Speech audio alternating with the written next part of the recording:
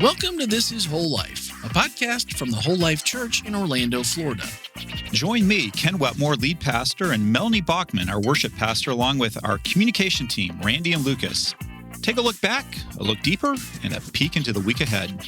Here we explore meaningful conversations about spirituality, community, and living with purpose.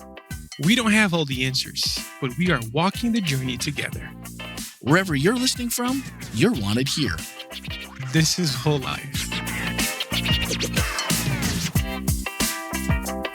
Hey everyone, welcome to episode 517 of This Is Whole Life. This week we are digging deeper without our master shoveler, Ken. He's gone. I heard he's coming back on good authority. That's Melanie? the rumor. That's the rumor. Is that the rumor? Mm-hmm. Can you confirm and that? I cannot confirm or deny because I did get a picture of Ken and Rochelle at a restaurant and it looked like they were having a lot of fun. So I hope they come back, but I cannot guarantee it. So we have proof of life. We have proof that, yeah, but we're not sure they're coming back for sure.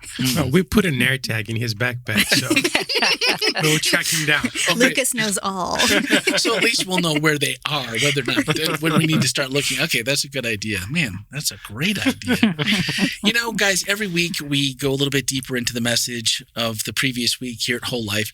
And the only thing our conversation could possibly lack, because we've got great people here every week, if it's just the regular team. And again, this week we have a special guest, so we're excited about that. But whether you're attend online or maybe you're, chubby fingers like me, chubby thumbs from the front row, your voice matters, and we'd love to hear from you. Podcast at wholelife.church or voicemail or text 407-965-1607. And when you join the conversation, it's just a whole lot more fun. So if Ken is missing, we know Melanie's here, we know Lucas is here, we know I'm here. That only leaves the special guest. Melanie, would you do the honors, please? I would love to. Our special guest for today is Dr. Herdley Paolini.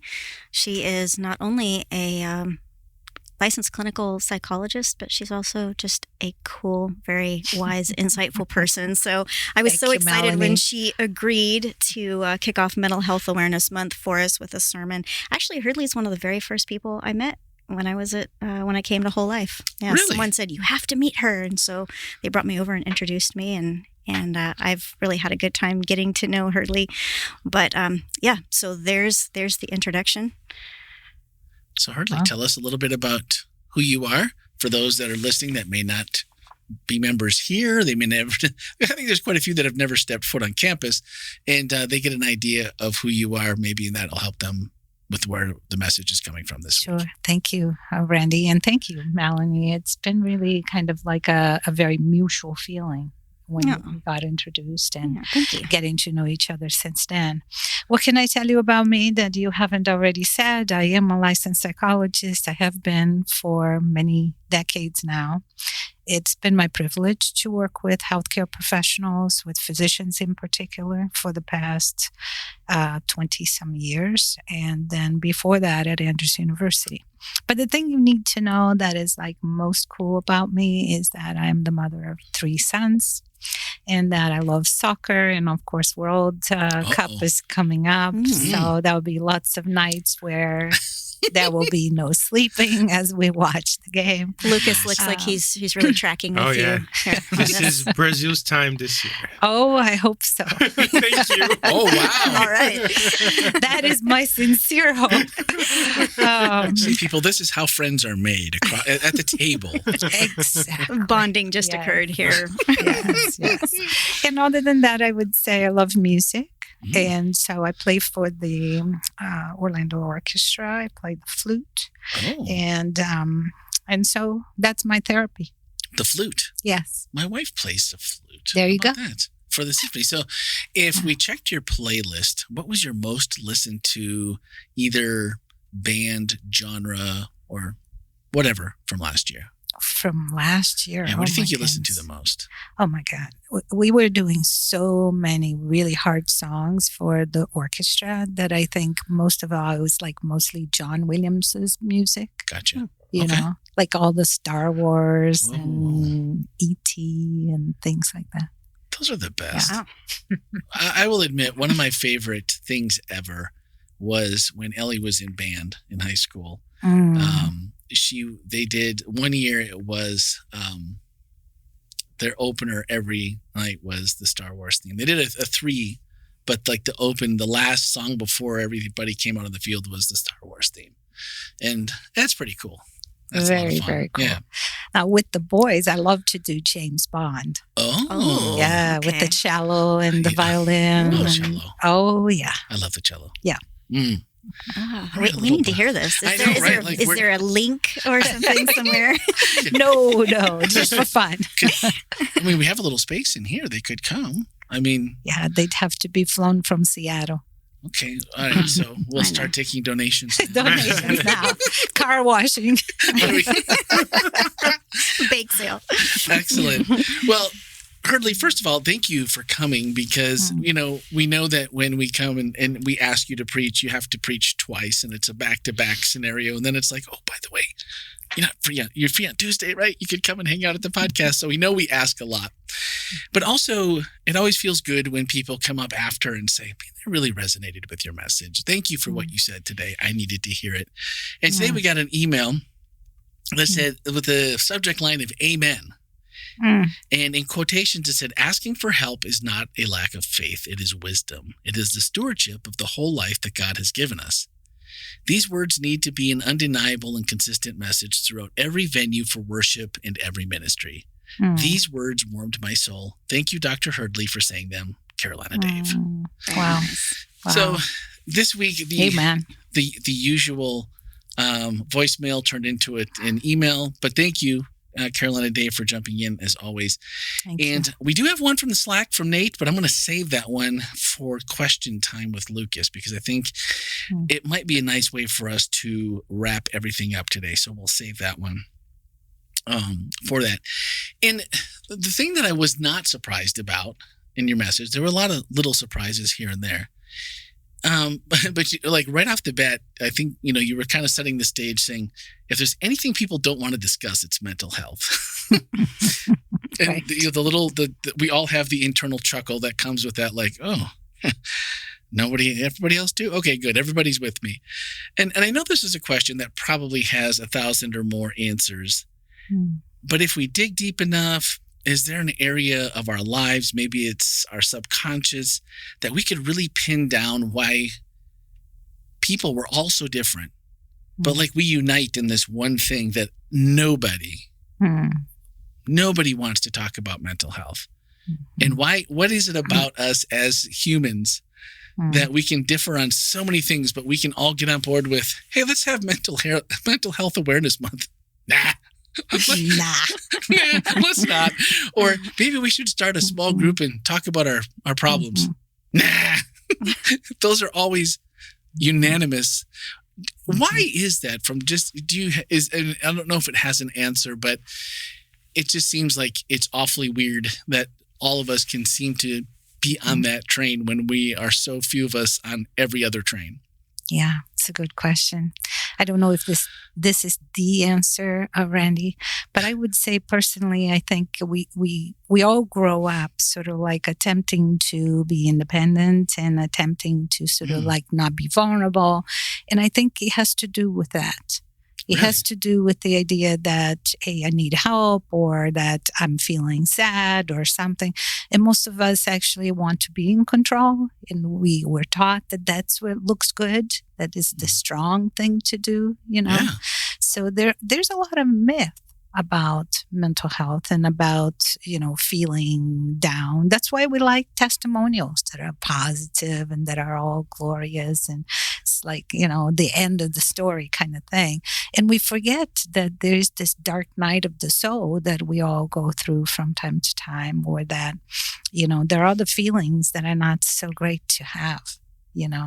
So as a society or culture, I think we have a hard time actually sort of, sharing that, finding safe spaces to do so. And I think that's why this is kind of like more of a hard topic to hit. I wonder also if it's because it's not something you can readily see. If I break my leg and I come in with a cast, people say, "Oh, wow, what did you do to your leg?" And Randy might carry my stuff for me, or Lucas might open the door because they can see that there's an injury.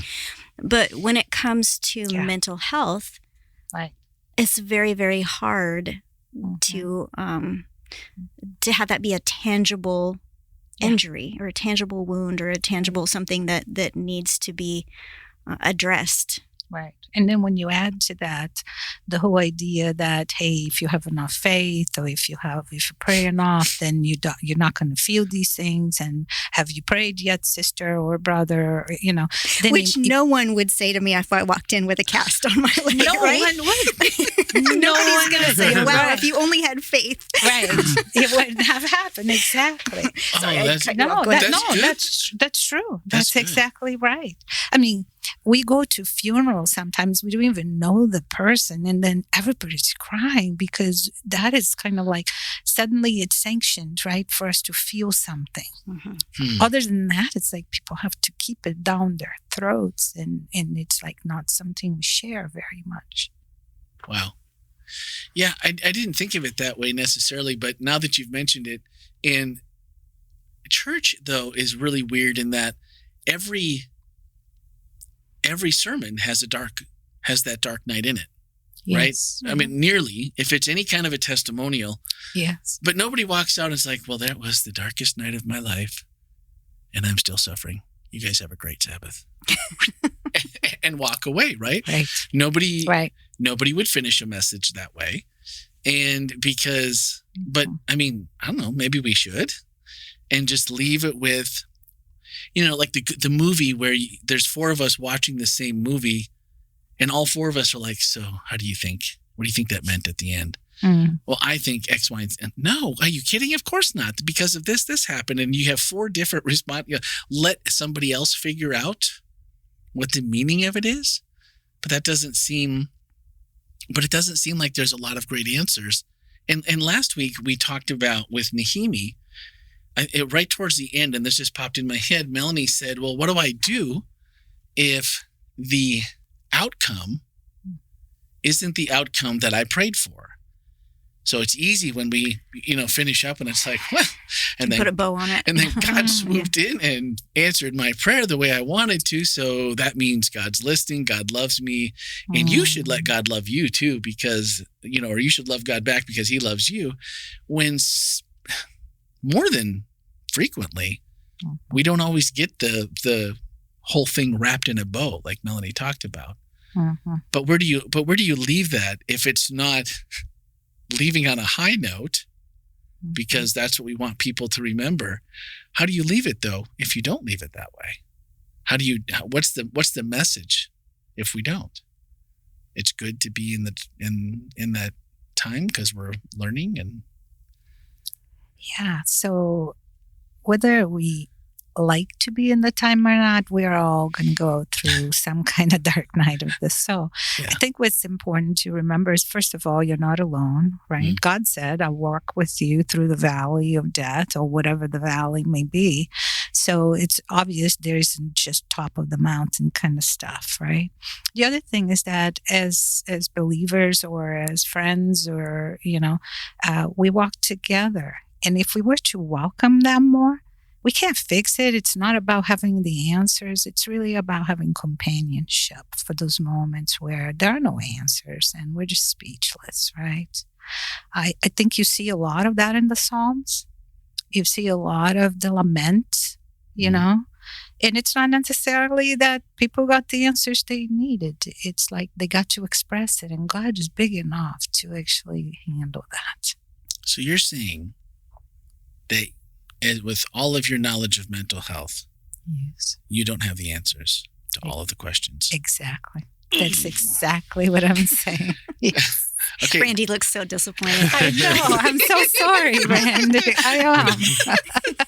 Well, the thing that made me think of that was, you mentioned when you were in practice, you were kind of set before. You were at Andrews for a long time. You had everything kind of going in the right direction. And then it's like, hey, I've got this idea. And then it's like, what did I do? Yeah. I moved out in faith. And years ago, I spent 12 years as a financial advisor in the medical setting over at Advent Health. And we were, I didn't work for the system. We were a vendor. But a lot of our clients were physicians, and you said something that that physicians need to be reminded about their humanity and their needs in mental health and all of that. And I thought, but certainly someone who is counseling people must have the answers, right? Yeah. You see, I consider myself a good companion. I'm not there for the answers, but together we may actually arrive someplace that is, more palatable maybe at times, or a better understanding of something. But answers is not really what the job is, Oh, I like that. Yeah. Because if there really aren't any in many cases, right, or there could be multiples, that's hard to know because it's like, well, it could be this, it could be this, it could be this. Right. I'm not sure. And we really chase hard after answers. I know. So what should we collectively then? You said I'm a good companion, right, in that process. What does that look like for the end game? If I'm a good companion to you during your dark night, what am I doing? And what should I go, oh man, that worked out, I think, pretty well because we came to something, or we decided something, or we decided nothing. I'm not sure. Yeah. So I see it a little different if you are a friend or if you are a person like me, a mental health provider, right? So I bring some expertise into it. Let's say, some knowledge of the brain, some knowledge of, how people develop, how relationships work or not. And the person is the expert in their own life and their history. And the two of us together are sort of like painting a canvas, so the person puts something in there, I put something in there, and then at some point we look back and there's a better understanding of the issues and the person, and there's a self-awareness that is grown. And yes, some of the pain may be lessened because the person feels deeply understood. Like in that initial space, the thing that worked the best with the physicians is that for the first time they were heard and they felt really understood. And that made a huge difference for them to feel safer, and it gives better insight into what they need to do, to create better mental health and wellness in general. Now, if you are a friend, listening generously, it's usually a really good place to be. In that dark night of the soul, it's also sort of like, suspending judgment. That's really helpful. And asking open questions when you do ask questions, not interrogating the person, but things like, what is this like for you? Or what is the hardest thing about this? Or where do you find comfort right now? And it may be nowhere, right? Maybe nowhere, yeah. But the person is just listening and so incredibly empathic and understanding, and that is a huge healing place. Wow. Well, that sounds like something very similar to what we have here at the church in our Stephen Ministries program. Right. And my wife was one of the early adopters to becoming one of the Stephen's ministers. And if it's one thing that I learned from her, was she became an amazing listener. Yes. She was already a good listener before, but with a little bit of extra training. Yes. Like really that part. And you said there's nothing like the power of truly listening to someone. Right. And last week, we had someone write into us and say, you guys missed a huge opportunity to tell people about Stephen's Ministers, because we try to, anytime that the subject comes up and we know there are people that are holding on to something, right? Yeah. We know that there's something that they would love to get off the chest. That doesn't seem right, but they would like to be able to talk to someone and walk with them through situations and through life that needs someone, like you said, to just be there and be that companion. And so I want to make sure that this week, so including if you're listening last week, this applies to last week's episode too, but we have a group of Stephen's ministers. They're going to be starting another training session coming up. Do you remember, Lucas, when we met with them, when it's coming? Is it July? Not the exact date. I think July. So keep an eye out for, and we'll talk about it more here on the podcast, and you'll see it everywhere around church when that's happening. But if you could be someone that could be one of those companions that could walk alongside someone when they have a time of need, we need you to step up and be a part of that program. Or if you're someone who just needs someone, there are Stevens ministers here ready to walk alongside of you, listen, and be that companion. So, also, I think it's important to mention a couple things. One is it doesn't cost anything. Right. Because sometimes that's a barrier for people. Yeah. Sure. Another thing is it is completely confidential. So you don't have to have any concern that people are talking about you around church or anything like that. Yeah. The people who are Stephen ministers are very careful to maintain confidentiality, and they're also just very incredibly nice people who are good listeners and who are definitely have a heart for this. So and the confidentiality coming from again, my wife being in that role where, it's like, oh, where are you going tonight? I've got a meeting. Oh, right, your meeting. And then that's like, she's like, don't ask. That's all. Because I can't tell you anything more than that. That's all you're going to hear. That's it.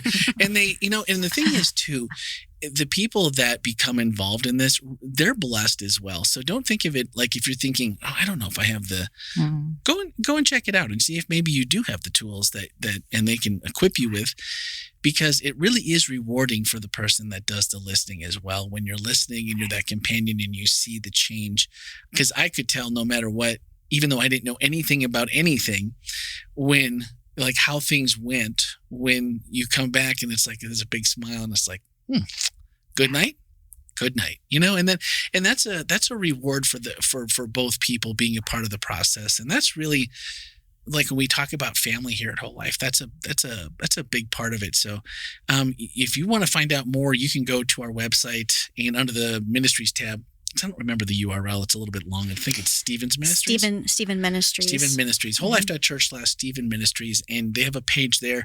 You can see some of the people that were early on. There's some videos there. It explains everything. And you want to get contacted, there's a form to fill out right there. So please do check that out. Nice. Maybe I really want the story. I thought it was, I want to use this and somehow I want this to happen in my life, where the board or the group asked you how this had anything to do with healthcare. And you said you had to get your blood pressure under control. And then you sent a 5-page bibliography and a 12-page summary for the one-word response. Okay. Yep. Sometimes it feels really good to win a big battle, doesn't it? Absolutely. And there were many big battles there, but that was one of them for sure. And again, this is not a statement about the people were bad or anything like that. Right.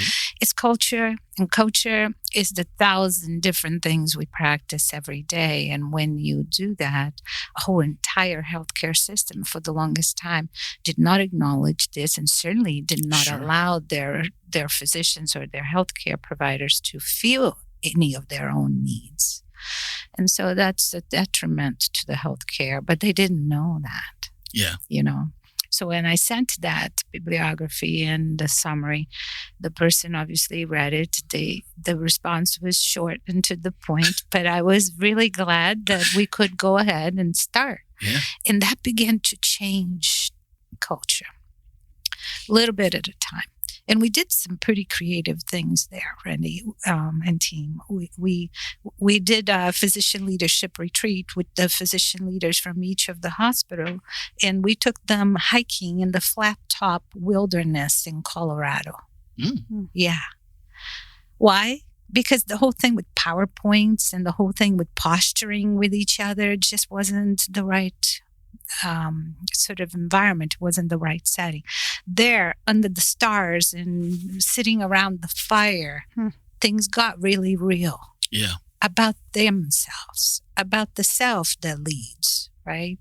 And that's where I wanted to get to.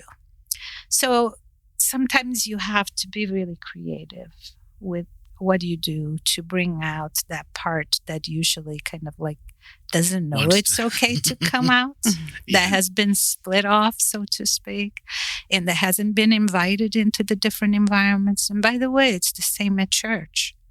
People think that if they have a really great testimonial, they should do that. But to say they're suffering and that they found no answers, or that, something is really wrong, it's hard for people to say. We're supposed to smile. We're supposed to say God is good and all that, I think it's also hard because the people around you, I mean, it might be one thing to express, well, I'm really suffering, but a lot of times people around you are not comfortable with your suffering. They're not comfortable with your grief.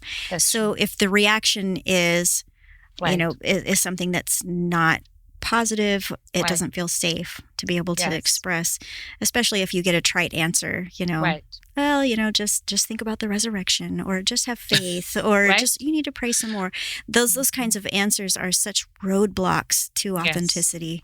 Yes, that's right, Melanie, and very sad. It really hurts people to risk and then be met with, let's just pray, which is fine. I mean, praying is great, but before we can enter the pain at all, we're sort of like sublimating it, So, really sad. Lots of people have been hurt and not heard and felt really uncared for. Yeah. So if we want people to be able to be authentic in their suffering, we have to be able to allow it, allow space for it. Yeah, and there are times when it's not about, like you said, Rennie, having answers or even speaking. It's like, when necessary, use words. Otherwise, just use your presence. Man, I like that. Yeah. Well, and I think that part of it, too, you mentioned that you found that medical culture versus church culture was very similar. Yes. And just having seen and worked in that environment, again, it's almost like being a fly in the wall. People would come in and there was nothing. I mean, we were there to help them with investments and retirement and things like that. And then you became the listener, because that's what a lot of people scheduled appointments when they had just had like a bad week. Yeah. And they come in and they know you're going to listen. I mean, they have you as a captive audience because you can't risk, there's a certain amount of, because that's in a way, one of my coworkers who'd been in the business for years, over 45 years. And she said, well, we really are the therapists of our domain, because everybody knows that in the same way that if I talk to you professionally, you can't tell anybody about what we talked about. And it was the same with us. If you were outside the fact that, people might see you walk into our office and they would assume that maybe you were a client, we weren't allowed to say anything, right? So people would tell you the most wild stories than you could possibly imagine. And some days you left going, I think I need to talk to somebody about what somebody told me by the end of the day. And I feel like when you said it, it kind of brought those two together, because I feel like sometimes at church, it's a little bit the same way, where people aren't as willing to talk about it. But yet there's a feeling that we should be able to talk about it. I should be able to tell someone what's going on, but almost in a magnetic opposite, like polarization. Like, I don't want to talk about it because what if? I mean, I don't know who. Right. And especially as Adventists, it's like everybody knows everybody. You know what I dream about, Randy? I dream about church becoming almost like a 12-step group. You know what I mean? Like, one can come here and say, hey, I'm struggling with this addiction, or I have this issue, I'm suffering from depression, or whatever it may be, or I'm going through this unfathomable, kind of grief. That we would be able to do that, and nobody would freak out, because this is the humanity of it all, and we are all humans. And yes, we have tremendous joy, and we have all kinds of glorious moments, and then there are all these other moments as well. And why should we leave that out of our worship, out of our interaction and our fellowship? Wouldn't that be great if we could just support each other like humans that we are? I know that's a lot of dreaming on my part, but no, but it's a nice dream. I think so. I mean, if that were, and I don't know why we attach. I'm sure there's a lot of reasons why, but sometimes we feel like we're superior to someone if they're struggling with something that we feel is like, ooh, that's a big one. You know, like, oh, they have a, like you said, a substance abuse problem. And the other person's like, well, I gossip a little here and there, but because did you know what was that? You know, and depending on who you talk to, like those could inversely be to one person a much bigger problem than the other. And we judge. That's what we do. Yeah. And when you go to AA or you go to NA, Narcotics Anonymous, and you say, I am so-and-so, hello, so-and-so, and everybody's just welcoming. No one's judging. Everybody has a story, right? And church is no different. We're all here because we're broken, we're sinners, and we are also sons and daughters of God. And so suspending judgment would be the first thing. I think that the intentionality behind it, like if, for example, we had a sermon on mental health awareness this past week. That doesn't automatically move us into the realm of being, a fully accepting 12-step type church. But I think even just creating the space for the conversation and then continually reminding ourselves, this is who we want to be. We want to be this safe space. We want people to show up as they are and not as a religious caricature of themselves. We want people to be who they are so that we can authentically grow together. And so I think that your sermon moved us, in a direction, a positive direction. But I think it's the continuation of reminding ourselves that this is who we want to be, and we want to be able to invite people into that safe space. Yeah, I think the more we talk about it from the front through different ways, because this past week I accidentally bumped into someone, and I know their husband. I don't really know them, and they stopped me and they put their hand on my shoulder and they said, I have not been able to stop thinking about your message. I really enjoyed it. And I was like, oh, well, thank you. That's great. And then someone else said, do you have a couple minutes? And I'm like, at the very moment, no. But because I was helping some Sabbath school classes get some stuff done upstairs, but I'm like, let's get together and talk. They're like, I didn't know I had so much in common with you.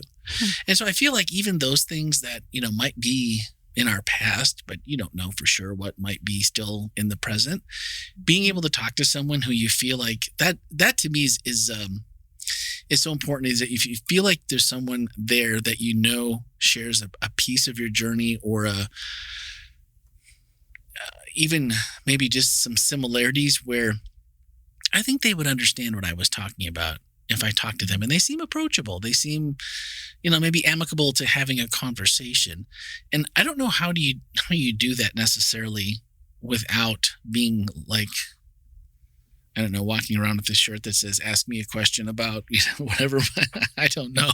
You'll be surprised, Randy, how people actually can tell someone who's approachable and somebody who's not. Yeah. Do you have any secrets that we can just kind of, So I will say this, I don't have secrets though, but I will say what I have learned. For example, the research says that, when a patient is at a doctor's office, that it takes about 60 seconds for them to be interrupted. Okay. So I would say listening is just that posture of sort of like not being bored, not interrupting someone, but simply listening. Okay. Right? The other thing I would say, an approachable person would sort of not rush past, you know what I mean? If someone is looking like they're struggling, and if you really mean to sort of be available, then you walk with them, perhaps, or you invite, by an open question, and then you just sit back to listen. Let the person lead. Follow that, That is probably in body language and in actual practice much different than much of what we see modeled for us today anywhere else, right? Yeah. Okay. Well, there you go. There's a couple of tips you weren't expecting. I like that. Thank you. So the other thing that you said that I wanted to make sure that we touched on, just because I felt like we often look at somebody else's life and go, ooh, that's nice. Now, if I had a little bit of that and just a little bit of that, I think like my life would be pretty solid, pretty perfect. Like they seem like they've got it all together. And I didn't get it, the quote, I didn't quote you, but basically no one is a mean, and the hierarchy of society means nothing. That the person you think has it all together from way up here to the person sitting next to you, we're all in the same boat. Yes. We all have the same things. We all deal with the same struggles. Yes. Just some of us hide them better than others, maybe? Well, yeah. I think we all try and hide, right? I think the safer, you mentioned, Melanie, a secure and safe environment, which is what is needed for people to begin showing up more with their whole selves. So the more the environment, it's sort of, non-judgmental, it's welcoming, and there are people who truly are in touch with their own humanity, the more you will see people then showing up in a more real way. Wow. Yeah, that's really good. And I think that's another thing that you talked about that I thought was so powerful was the fact that Jesus asked the community to unbind Lazarus. And that image has really stuck with me because it's not something that we can really do alone. No. So it's necessary for us to be the kind of community that can do the unbinding, that can handle the unbinding. Yes. So that we can be that healing, restorative kind of place, non-judgmental place for people. Yeah. I think that's essential.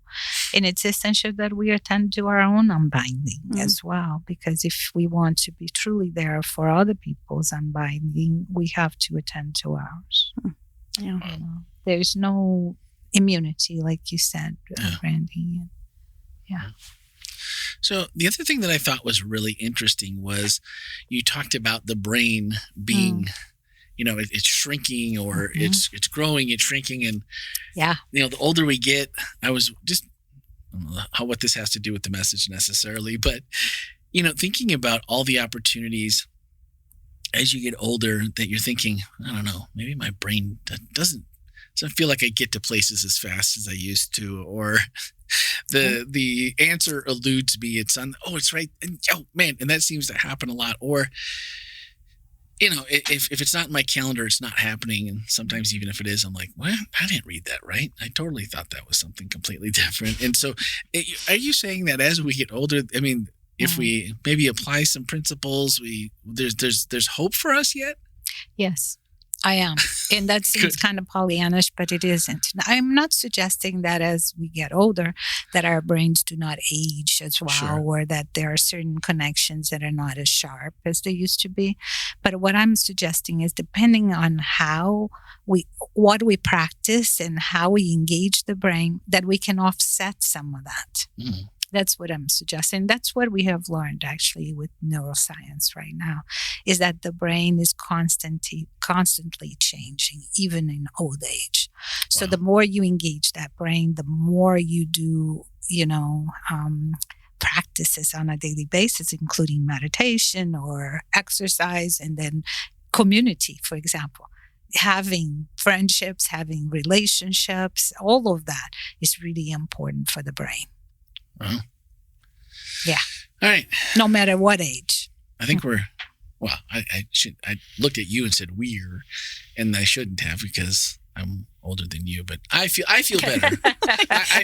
You're older than me by just a hair. So. I feel a little better. I got to start. But I will enjoy the distance. Yes, I will feel super, super young. The distance is wide. Well, I'm not comfortable comparing ages here. Neither am I. That's why I said I didn't want to include the we're in that, because I was like, wait a minute, why is he dragging me into that decade? Why?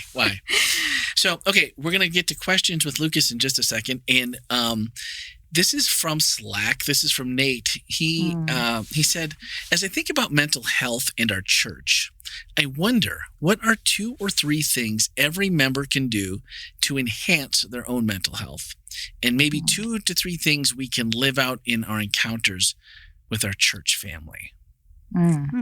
What could we do that? And I think we talked about Mm-hmm. I would say maybe the first one is having that open personality that you talked about, not interrupting, asking open-ended questions, listening, don't hurry, walk alongside.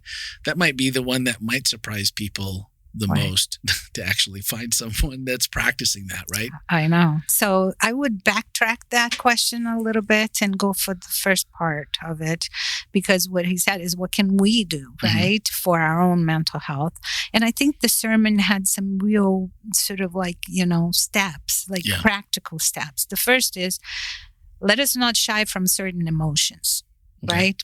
We can't just have positive emotions. That's not realistic. That's not life, right? Yeah. And so being comfortable with accepting and then processing and having safe places to process our emotions, like Jesus did. He cried in the middle of the crowd, right? Certainly, that's what that first step is about. We have to accept what is, right? And then feel it and name it.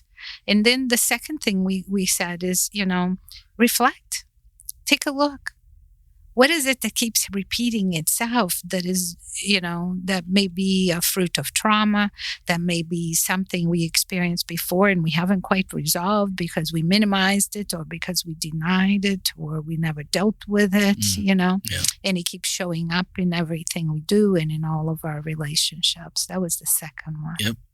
Yeah, I would say if we can do those two things, wow, we're a long ways from actually being healthier.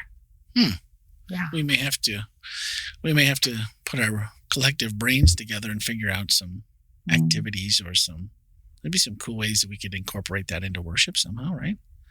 Or we could maybe do something that would help people practice a little bit of it and just maybe introduce and take a little time. I don't know. Maybe that's too much. Maybe that step's too big. I don't know.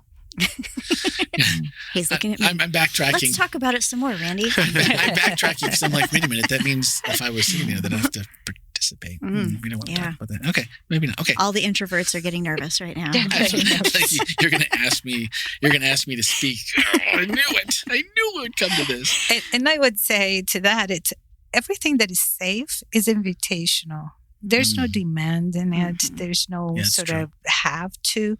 When you create a space for people, some people will take you up on it. Some people won't. It's always good. Yeah. Right. Well, those are four really good things though to stop and think about is what we can do to kind of prepare ourselves, and then as a church family, that's really, really good. All right, Lucas, let's get to our the last of our questions. All right, first question. I am wondering what the difference is between demon possession and mental health challenges, if any. Is demon possession the language of the time used for people acting in ways that didn't usually act? Is all mental unwellness the same as demon possession? How does the church better engage people who may be behaving differently or struggling with something that we don't understand? Mercy to us all. There are at least 10 questions there in that one question, right? People just are packing it for sure. Let me give it a shot. I'm not an expert on demon possession. I have seen it actually as I was growing up. I'm going to offer just my personal perspective. I'm not, again, an expert on it. I would say that there are times when demon possession and mental illness now, they are kind of intertwined. I think there are times when that happens because, again, I think that there's a vulnerability that comes when there is a mental illness. And so any open path that is vulnerable, whether it be physical or whether it be like a brain injury or whatever, might lead to something that, would be a more spiritual kind of struggle. So I can't answer the question about whether that's what was happening in Jesus's time. That's beyond, it could be that some of it was, sure. It could be that some of it was not. Yeah. I think we have to hold the tension that there is one and the other. Sometimes the two are together and sometimes they're separate. That's how I see it. And so it's very hard to define. And I think at times we have to really sit with it to sort of decide if somebody's psychotic for, like from a schizophrenia or some other mental illness, or whether somebody is demon possessed, Yeah. So I believe in demon possession. I don't think it's that common, but I believe that it exists. And I don't think that most of what we see today in terms of mental illness that is psychosis is actually any kind of demon possession. That's a great answer because I wouldn't have known where to start. So perfect. Thank you. I don't know if I answered the entire question. And what do we do? I say, again, and I am saying this a lot, but I really believe that the first thing to do is to not judge. It's to not think you know what it is. A lot of the times I take a lot of time with people before I make, sort of like I create a thought about what might be happening here. And I check against a lot of different things when I'm working with someone before I make a recommendation, before I make a diagnosis. I think it's important for us not to say, oh, this is it, or this is, you've got to sit with it a while. And sometimes it's great to have even like a person who is a spiritual person, like a pastor, with a therapist, to kind of look at it together. I was just going to say, this isn't something you'd want to go at with yourself with no training and just be like, I'm pretty sure I know what this is. Right. A pastor. And then like, hey, maybe the pastor would like, hey, let's go talk to someone together or somehow make that work.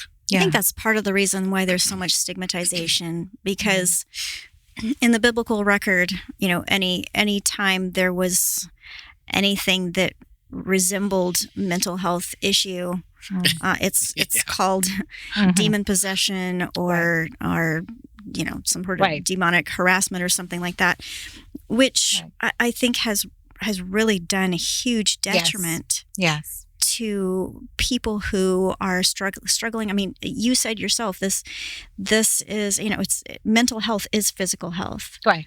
And we wouldn't look at someone who, has a broken leg and say, wow, let us exorcise the demon from you because you should be able to walk. Yeah. We wouldn't do that. But yet we do that when it comes to someone's mind sometimes, or we assume that it's some sort of spiritual oppression when it's a neurotransmitter imbalance, And so I think I want to make sure that we protect the space for mental health as physical health and peel away the stigmatization, because if I'm depressed or if I'm, or if I'm hearing voices or something like that, and I feel like people are going to think that it's some sort of demonic force, then it's going to be really, really hard for me to ask for help from a mental health professional. I'm not even talking to my pastor if that's what I think is going to happen. I mean, I don't want them to think that, that there's something. I guess none of us want to think that something's wrong with us, even like you said, but if it's a broken leg, I don't know if that's something wrong with you. It's just something that happened, and it's wrong because it doesn't work correctly until it's healed. But the things that we don't understand and that we're probably just looking at that person going, man, what if that was me? That I wouldn't, I'm afraid of what the answer would be because I wouldn't want the answer for me. So I think there's part of that too, where it's just find a professional to help before we dig too deep into what we think might be wrong. Right. And either way, this person is a person in need, right? And this is a person who really deserves compassion and who deserves good care instead of judgment. Either way, it doesn't matter what it is. Yeah. Right? Well, judgment doesn't help anything. It's not a cure for anything except temporarily making yourself feel superior, but that too will pass. All right. Yeah. Question number 2. I remember in my last church when USAID was ended last year. I mentioned that at a prayer meeting that I worried about those who are harmed by the ending of this life-saving aid. And now they responded by saying, you just don't have enough faith. When Jesus wept, would we say he didn't have enough faith? I think we can do harm with our trite religious cliches. We must have empathy just as Christ did. Well, great question. Really a great question. And it breaks my heart. I'm so sorry. This person was at a meeting where this is what they got in response to their empathy and their feeling for people who are now suffering without the food, without the vaccines, without the things that they need. So unfortunately, this happens a lot in church when we don't want to feel something that is really crucial or that is painful. We simply say, well, let's pray, let's have enough faith, or maybe you don't have enough faith, sister, pull yourself together kind of thing. As a church, I think we would do well to do what Jesus did. He entered the grief, right? And this has nothing to do with faith. He cried. He Sure. was deeply grieving, right? And I think that sometimes that takes us out of the necessary activism that we should be engaging when these things are happening and people are suffering. Yeah. We go and pray. I'm not saying don't go pray.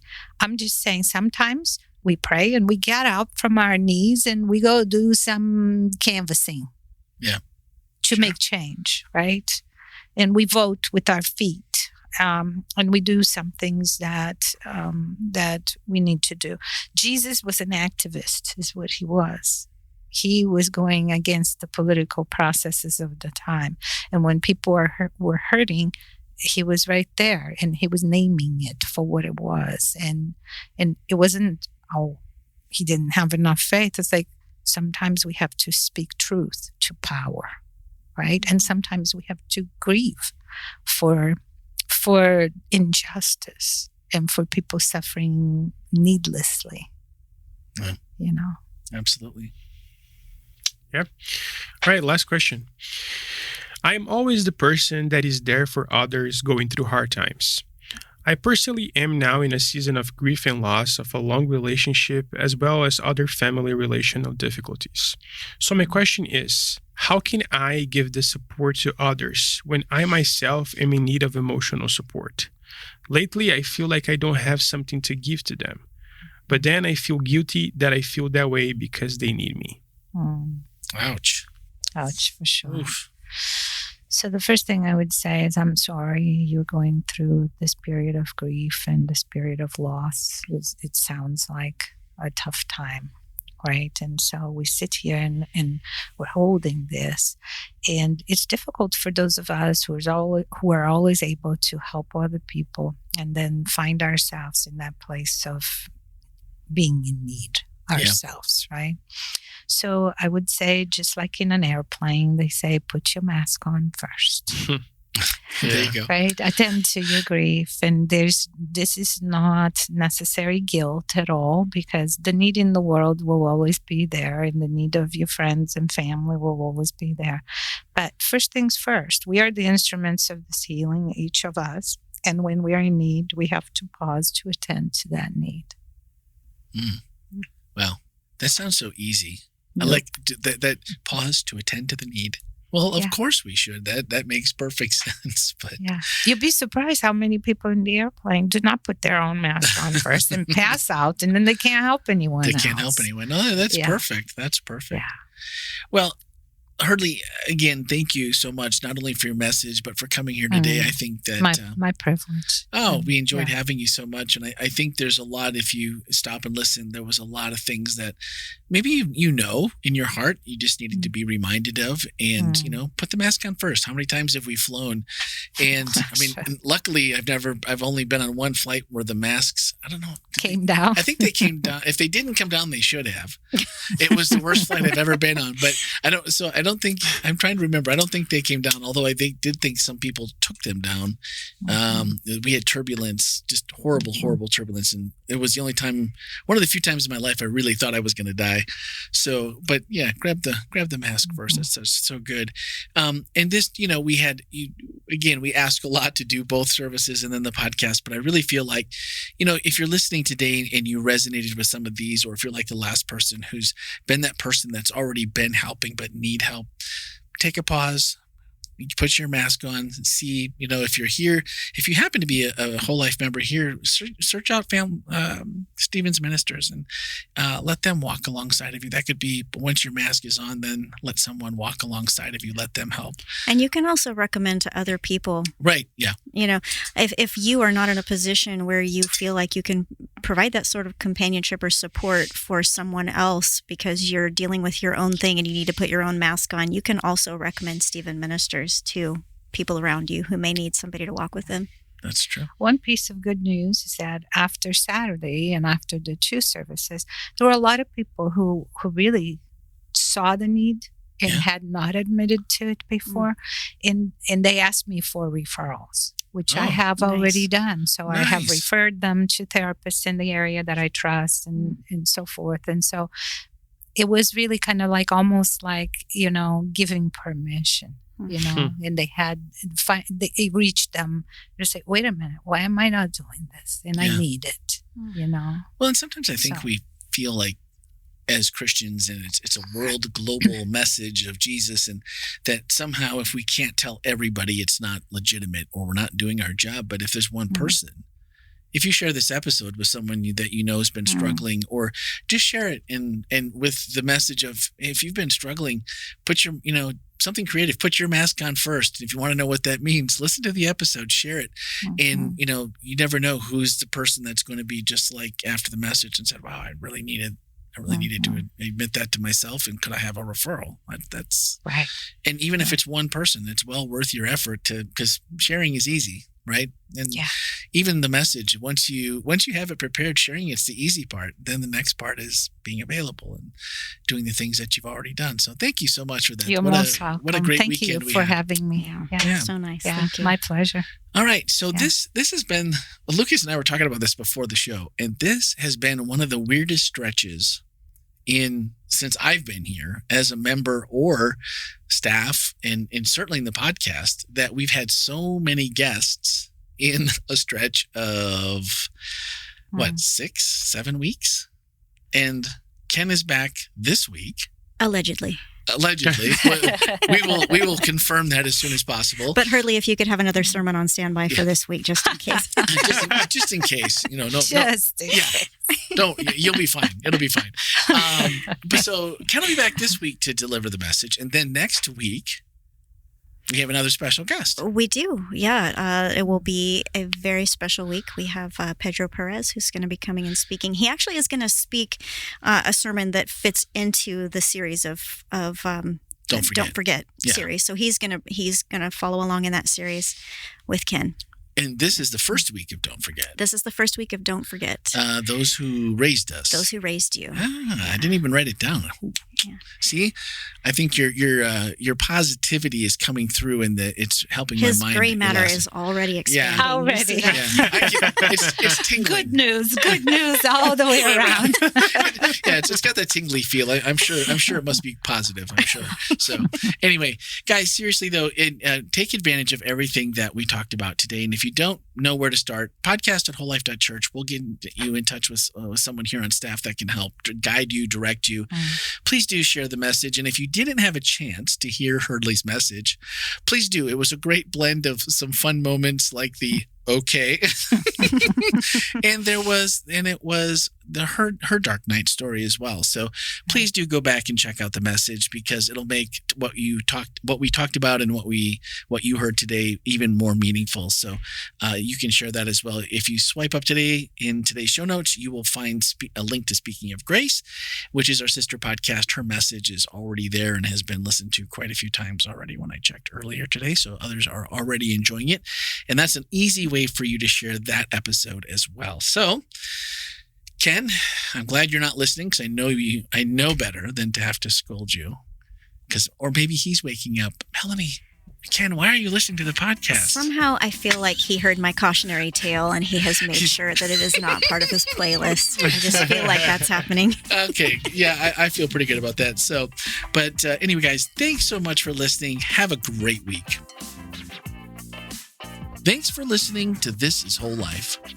If today's conversation resonated with you, we invite you to subscribe, share, and leave a review on your favorite listening platform. To join the conversation, send a text or voicemail to 407-965-1607 or email podcast@wholelife.church. To learn more about Whole Life Church, worship with us online or in person, visit our website, wholelife.church. Until next time, this is Whole Life.